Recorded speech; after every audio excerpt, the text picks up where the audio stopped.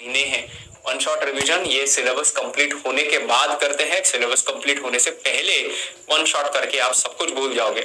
तो पहले अलग अलग यूनिट्स प्रिपेयर करिए प्रॉपरली, उसके बाद वन शॉट रिवीजन करते हैं। रिवीजन ये पढ़ाई से पहले रिवीजन नहीं करते हैं, पढ़ाई के बाद रिवीजन करते हैं। ठीक है, तो वन शॉट रिवीजन सेशंस भी आने वाले हैं, आप बिल्कुल चिंता मत करिए। ठीक है, ऑलराइट। अब इसका मीडियम क्या है? तो मल्टीलिंगुअल एग्जाम होता है, हिंदी और इंग्लिश वर्जन दोनों में ये एग्जाम आता है। और बाइलिंगुअल पेपर होता है। ठीक है, मतलब इंग्लिश और हिंदी ये दोनों ही आ सकते हैं। अगर कोई हिंदी मीडियम ऑप्ट करता है, कोई हिंदी मीडियम सेलेक्ट करता है, तो उनको बाइलिंगुअल फॉर्मेट में पेपर आएगा। मतलब क्या कि इंग्लिश में भी क्वेश्चंस रहेंगे, उसी का ट्रांसलेटेड वर्जन हिंदी में भी आएगा। ठीक है, और अगर कोई सिर्फ इंग्लिश मीडियम हिंदी वर्जन चाहता ही नहीं है, ठीक है, कुछ स्टूडेंट्स का पिछली बार कंफ्यूजन हो गया था, थोड़ा डिस्ट्रैक्शन हो गया था कि क्वेश्चन इंग्लिश में भी आ रहा है, हिंदी में भी आ रहा है, हम पढ़ेंगे तो इंग्लिश में ही, हिंदी में पढ़ेंगे ही नहीं, क्योंकि हिंदी में ऐसा लगता है कि हमारी मातृभाषा हिंदी है। मगर फिर भी जब सवाल हिंदी में आते हैं तो वहां पे जो टेक्निकल टर्म्स होते हैं वो हिंदी में समझ में भी नहीं आते। तो उससे बेहतर है कई बार कि इंग्लिश में ही क्वेश्चंस पढ़ ले। मगर अगर किसी को ऐसा होता है कि इंग्लिश में थोड़ा सा दिक्कत है, फिजिकल केमिस्ट्री के या इनऑर्गेनिक केमिस्ट्री के क्वेश्चंस में कई बार ऐसा होता है कि क्वेश्चन समझ में नहीं आता है, तो क्वेश्चन समझने के लिए कभी कभी ये बाइलिंगुअल मतलब हिंदी मीडियम का वर्जन सिलेक्ट करना पेपर मतलब एग्जाम एप्लीकेशन फॉर्म भरते वक्त ये फायदे का रह सकता है। अदरवाइज इंग्लिश मीडियम ही सबसे बेस्ट है। ठीक है, और यहाँ पे आंसर जिस मीडियम में आपने सिलेक्ट किया है उसी मीडियम में क्वेश्चंस आएंगे। अगर एम्बिग्युइटी होती है, मतलब कुछ प्रॉब्लम आता है कि इंग्लिश वर्जन और हिंदी वर्जन ये दो क्वेश्चंस अलग अलग ही हैं, तो English version will be treated as final. English version का क्वेश्चन ये फाइनल वर्जन समझा जाता है। ठीक है, ऑलराइट, तो आगे बढ़ते हैं। अब कट ऑफ क्या है भैया? सो कट ऑफ ये बहुत ही इंपॉर्टेंट पॉइंट है हम सबके लिए। पिछले कुछ सालों का कट ऑफ अगर आपने देखा, अगर आप नोटिस करते हो तो 50 to 55% ये जनरल कैटेगरी का कट ऑफ रहा है, मतलब 100 से लेकर 110 मार्क्स।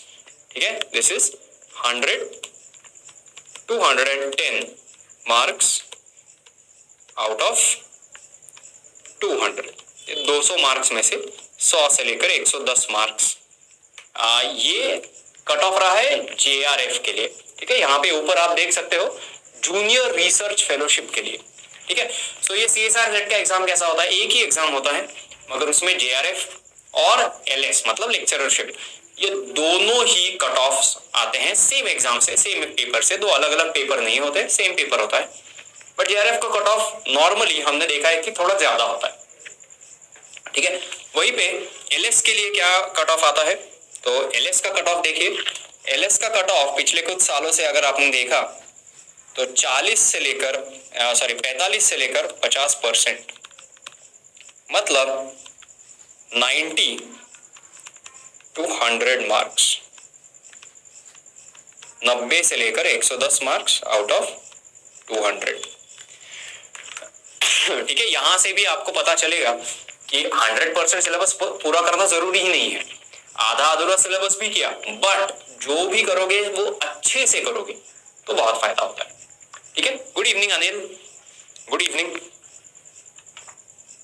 हजरा पूछ रही हैं सर एवरीडे 5 PM क्लास होगी, ऑर्गेनिक, फिजिकल एंड इनऑर्गेनिक? बिल्कुल, ऑर्गेनिक अभी फिजिकल चल रहा है, बाद में इनऑर्गेनिक शुरू होगा, फिर से ऑर्गेनिक शुरू होगा। ये सारे टॉपिक्स हम यहाँ पे कवर कराएंगे आपके लिए। ठीक है,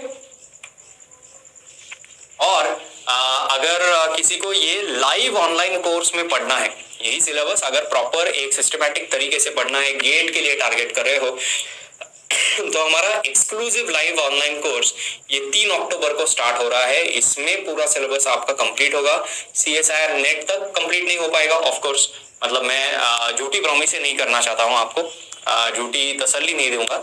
3 अक्टूबर का ये बैच शुरू होगा, ये 6 महीने का बैच होगा, 5-5.5 महीने में सिलेबस कंप्लीट होता है और उसके बाद मॉक टेस्ट रहते हैं फुल लेंथ। तो अगर कोई गेट की तैयारी कर रहा है तो गेट की तैयारी करने वाले सारे स्टूडेंट्स के लिए ये लाइव ऑनलाइन बैच बहुत फायदे का होगा। CSIR नेट तक सिलेबस तो पूरा नहीं हो पाएगा, लाइव क्लास में पूरा नहीं हो पाएगा, बट रिकॉर्डेड सेशंस होते हैं, ठीक है। फुल सिलेबस के रिकॉर्डेड वीडियोस आपको पहले ही दिन यहाँ पे मिल जाएंगे।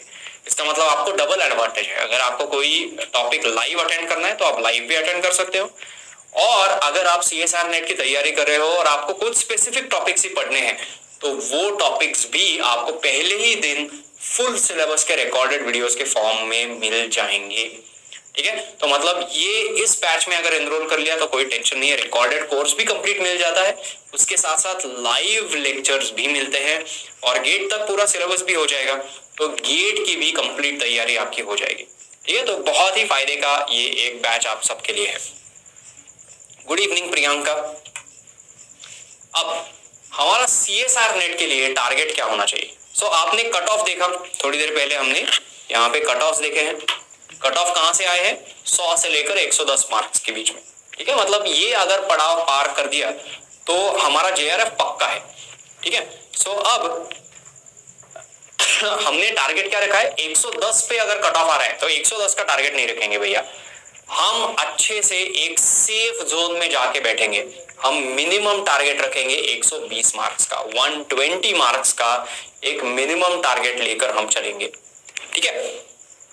अब ये मिनिमम टारगेट है तो यहाँ पे तीनों सेक्शंस के लिए प्लान करना है। पार्ट ए के लिए भी जो जनरल एप्टीट्यूड का होता है, यहाँ पे सिंपल है 5 क्वेश्चंस आउट ऑफ 20, ठीक है। 20 में से सिर्फ 5 भी क्वेश्चंस अगर आपने अटेम्प्ट कर लिए और सही आ गए तो आपका टारगेट पूरा हो चुका है, ऐसा समझ लो। 5 क्वेश्चन मतलब 10 मार्क्स आ जाएंगे, ठीक है। 5 क्वेश्चंस मतलब 10 मार्क्स आ जाएंगे, टारगेट आपका पूरा हो चुका है, ऐसा समझ लो।